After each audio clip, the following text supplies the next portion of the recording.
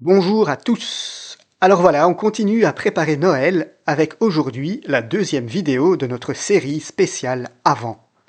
Et nous allons cette fois plonger dans la catégorie Contes de Noël. Des films qui ont une dimension un peu merveilleuse, qui se passent un peu dans un autre univers et qui nous aident à retrouver l'émerveillement propre à cette période. Et on commence par un immense classique, un monument du cinéma américain, La vie est belle de Frank Capra, un film de 1946.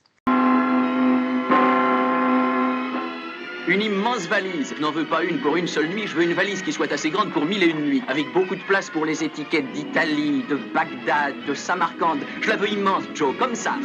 À ne pas confondre avec le film italien du même nom, réalisé par Roberto Benigni dans les années 90. Ça n'a rien à voir, ici je parle bien du film de Capra, It's a Wonderful Life en VO. Et qui raconte l'histoire de Georges Bailey, un homme bon, généreux, toujours prêt à aider les autres, mais qui traverse une période très sombre. Et arrivé au bord du désespoir, il va recevoir la visite d'un ange qui lui montre tout ce qu'il y a de bon en lui, qui lui fait prendre conscience de l'importance de sa vie et de ses choix, et qui va lui montrer tout ça du point de vue de tout ce qu'il a apporté aux autres. Mais alors quand je dis qu'il reçoit la visite d'un ange, il faut entendre le mot ange au sens large, au sens d'un messager envoyé par Dieu, mais on voit que cet ange a en fait été un homme qui est mort, et Dieu l'envoie en mission pour essayer de gagner ses ailes. Clara, si vous réussissez auprès de Georges Bailey, vous aurez vos ailes. Oh, merci, merci, merci. C'est un peu mystérieux cette histoire d'ailes. On dit que le fait de gagner ses ailes lui permettra de voir plus clair au paradis. Donc voilà, on peut y voir en quelque sorte un être qui est au ciel et en quête d'un bonheur plus grand, si vous voulez. Mais bon, il ne faut pas essayer d'y trouver une rigueur théologique. C'est aussi pour ça que je l'ai placé dans la catégorie merveilleux. On est clairement dans un conte. Mais c'est un film aussi profondément moral et en même temps spirituel. Il parle de la valeur unique de chaque vie, de l'impact que nous avons les uns sur les autres et de la providence qui agit parfois discrètement. L'ambiance de Noël est vraiment au cœur du film, de ce film qui est réconfortant, lumineux, un grand classique à voir et à revoir. On continue avec une œuvre très différente, Le Monde de Narnia, Le Lion, la Sorcière Blanche et l'Armoire Magique, film réalisé en 2005 par Andrew Adamson, d'après le roman de C.S. Lewis.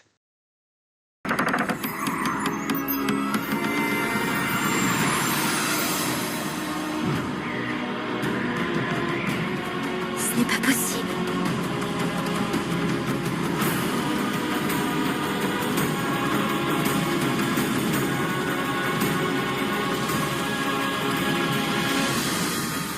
Alors, un film de Noël, Narnia? Est-ce que c'est pas plutôt un film pour Pâques? On a tous en tête cette image impressionnante d'Aslan qui monte vers le calvaire et de sa résurrection glorieuse en quelque sorte. Certes, mais c'est aussi, et je dirais d'abord, un conte de Noël. En tout cas, c'est comme ça que ça commence. Puisque le premier problème que Lucie va rencontrer à Narnia, c'est justement l'absence de Noël.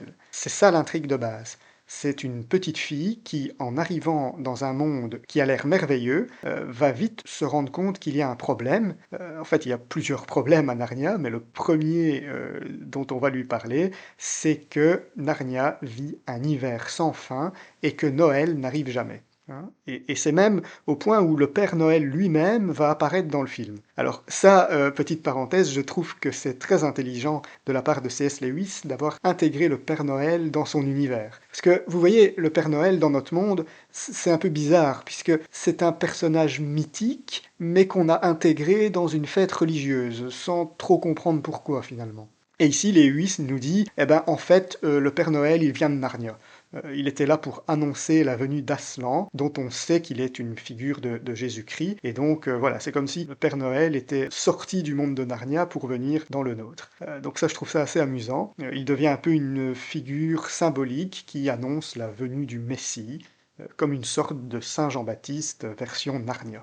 Alors pour le reste, eh bien, on est dans un conte merveilleux au sens noble, un monde caché derrière une armoire, un pays plongé dans un hiver éternel, une sorcière qui interdit Noël, et l'arrivée du lion, le roi Aslan, qui ramène la lumière, l'espérance et la chaleur. C'est un film familial, avec de belles valeurs morales, visuellement très beau. Il nous emmène dans un autre monde et dans une belle aventure. Et voilà, je trouve que ça fait toujours beaucoup de bien de revoir Narnia pendant la période de Noël. Ça s'y prête bien.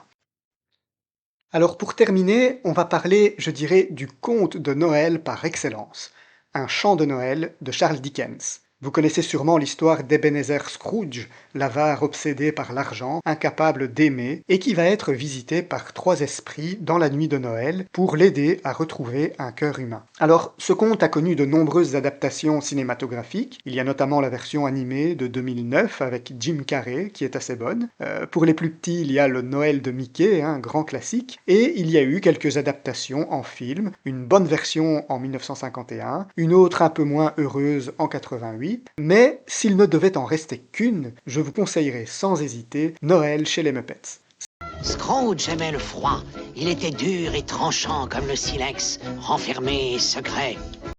Cette version est incroyable. Elle est drôle, elle est à la fois fidèle au texte original et en même temps, l'univers des Muppets y est bien intégré. Ça ajoute beaucoup d'humour, mais sans que ce ne soit non plus trop hystérique, comme ils peuvent parfois l'être. Non, là c'est tout en nuances et en tendresse. Et puis le fait que ça se passe dans l'univers des Muppets vient, si vous voulez, renforcer l'aspect conte merveilleux. On n'est pas surpris de voir des humains et des marionnettes qui vivent ensemble au quotidien. C'est tout à fait normal parce qu'on est dans un autre monde. La dimension religieuse du conte de Dickens n'est pas du tout écartée, au contraire, elle ressort bien dans le film. Il y a de très belles chansons avec de belles paroles aussi que je vous invite à écouter attentivement. Voilà, c'est vraiment une petite merveille. Moi, j'aime vraiment beaucoup revoir ce film à chaque Noël. Alors voilà, c'est terminé pour cette deuxième vidéo. Trois films très différents, mais qui ont en commun d'être profondément liés à l'esprit de Noël. La vie est belle, donc, Le monde de Narnia et Noël chez les Muppets. Voilà, alors donnez-moi votre avis. Que pensez-vous de ces trois films? La prochaine fois, on passera dans quelque chose d'assez différent. Ce sera la catégorie des fables sociales. Et là, je vous ai préparé quelques surprises. J'ai retrouvé des petits bijoux, des films parfois plus durs aussi, mais pleins de belles émotions. Voilà, je ne vous dis que ça. Donc n'hésitez pas à vous abonner pour continuer à suivre cette petite série de vidéos spéciales avant et spéciales Noël. À bientôt!